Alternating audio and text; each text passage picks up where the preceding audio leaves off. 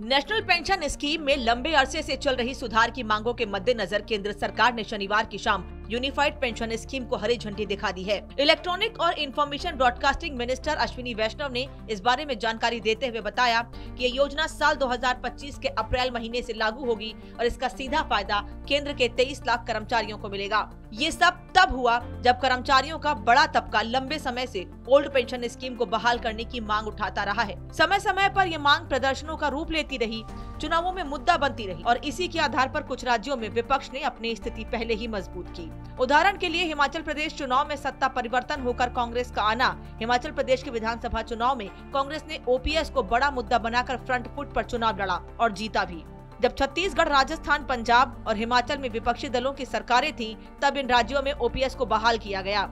वहीं मौजूदा वक्त में पंजाब में आम आदमी पार्टी, राजस्थान और छत्तीसगढ़ में बीजेपी की और हिमाचल में कांग्रेस की सरकार है। अब समझते हैं यूपीएस कैसे ओपीएस और एनपीएस से अलग है। यूपीएस में 50% पेंशन की गारंटी, 10 साल से ज्यादा की सर्विस पर 10,000 की निश्चित पेंशन, रिटायर्ड कर्मचारी की मौत पर परिवार को 60% पेंशन, कर्मचारी और फैमिली पेंशन को महंगाई के साथ जोड़ा जाएगा।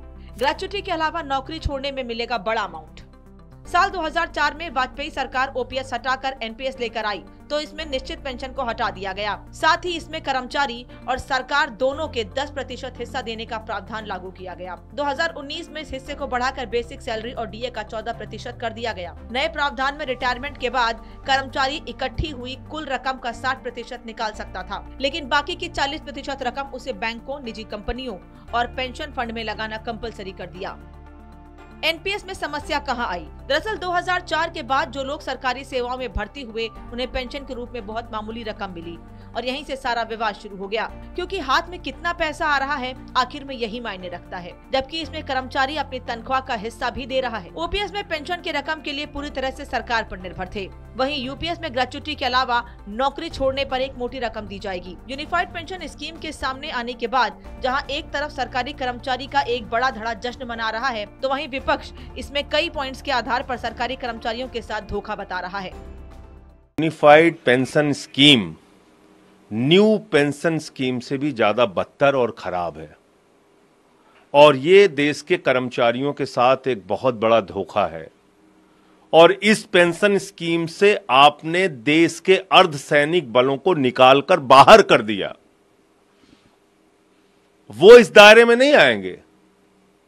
देश के पैरामिलिट्री फोर्सेस इस दायरे में नहीं आएंगे क्योंकि उनकी 25 साल की सर्विस होती ही नहीं।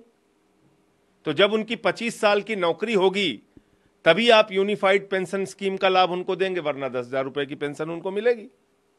दूसरी बात इसमें क्या है कि जब से आपने अपनी नौकरी शुरू की, मान लीजिए आपने 40 साल नौकरी की, तो हर महीने आपका 10% सैलरी से कटेगा पेंशन के नाम पे और उसके बाद पूरा पैसा सरकार अपने पास रख लेगी। मान लीजिए 1 लाख की सैलरी है, 40 साल आपने नौकरी की, कभी 2 लाख होगी सैलरी आगे बढ़ के आपकी, कभी 3 लाख होगी। जितना पैसा आता है 10% के हिसाब से वो पूरा का पूरा पैसा सरकार रख लेगी अपने पास। उसके बाद क्या करेंगे? अंतिम के 12 महीने जो हैं उसका एवरेज निकालकर 6 महीने की तनख्वाह आपको कैश में दे देंगे और फिर ये कह रहे हैं कि एवरेज सैलरी निकाल के आपको आधा पेंशन देंगे।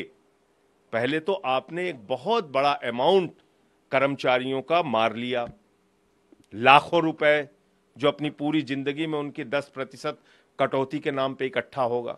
जबकि डिविजनल रेलवे मैनेजर ने बताया कि कैसे ये कर्मचारियों के लिए अच्छा है। एक जो मैंने पहले सबसे मेन फीचर है कि 50% उनका बेसिक का पेंशन निर्धारित हो जाएगा एंड सेकेंडली मिनिमम एश्योर्ड जो पेंशन है वो 10,000 कर दी है गवर्नमेंट ने एंड फैमिली पेंशन है जो 60% कर दिया गया है। और इसके साथ में ये जो पेंशन है ये इन्फ्लेशन लिंक्ड कर दिया गया है कि जो भी कंज्यूमर प्राइस इंडेक्स जैसे से बढ़ेगा तो उनकी पेंशन भी बढ़ेगी। तो ये 4th इसका बेनिफिट दिया गया है और एक लमसम अमाउंट भी दिया जाएगा डिपेंडिंग अपॉन उनकी सर्विस कितनी है, उस ढंग से उनका एक lump sum 1/10 of the every 6 month completed ये दिया जाएगा। एक तरफ विपक्ष है जो इस नई पेंशन स्कीम को कर्मचारियों के साथ धोखा बता रहा है, तो दूसरी तरफ कर्मचारी इस बात का जश्न मना रहे हैं क्योंकि शायद उन्हें ये स्कीम ठीक लगी। खुद रेलवे कर्मचारियों ने माना कि इससे कर्मचारियों को पेंशन मिलेगी, तो फैसला अच्छा है। अब आप हमें कमेंट में बताइए कि सरकार का ये नया फैसला आपको कैसा लगा।